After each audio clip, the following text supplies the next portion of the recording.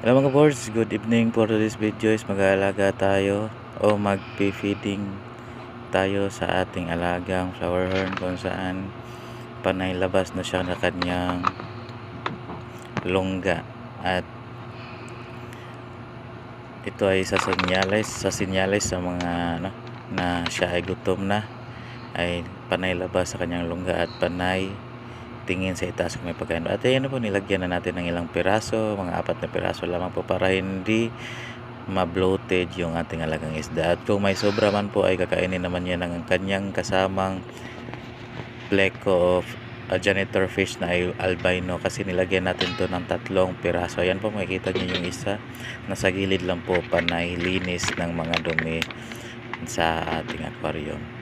Kaya napanatili natin ang kalinisan ng ating aquarium para kasi makita natin yung nasa loob. Kaya nilagyan natin ng pleco.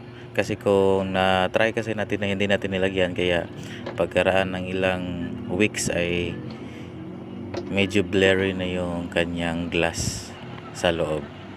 Kaya pagkalagay natin yan ng pagkaraan ng ilang araw ay nalinis na nila kaagad, kasi 3 sila.